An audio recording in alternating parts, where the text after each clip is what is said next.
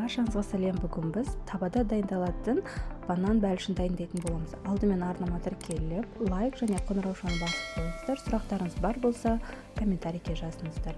Бізге жұмыртқа, шым тұз, қант, осы үшеуін жақсылап араластырып аламыз. Содан кейін сүт пен сұйық майды қосып, тағы бір араластырып аламыз. Елуден өткізілген ұнымызды және қопсытқышты қосып, сұйық қамыр дайындаймыз. Барлық ингредиенттерді араластырып, кішкене қамырымызды шетке қойып қоямыз.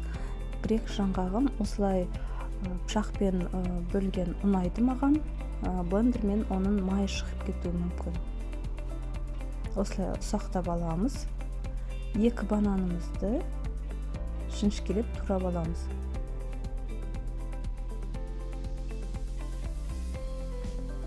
Менде кішірек таба болмағандықтан мультиварканың осындай қазанын алдым.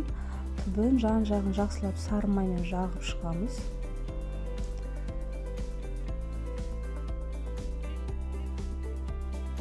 Түбіне осылай 2-3 ас қасық қанттың сеуіп аламыз. Және туралған банандарымызды салып шығамыз.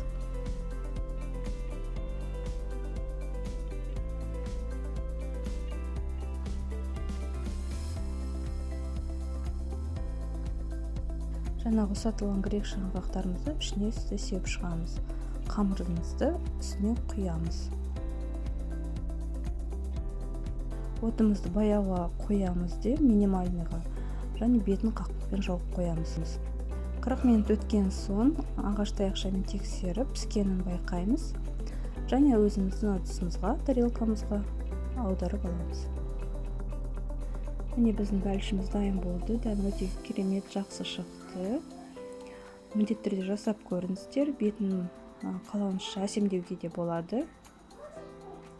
Көп уақытты алмайды.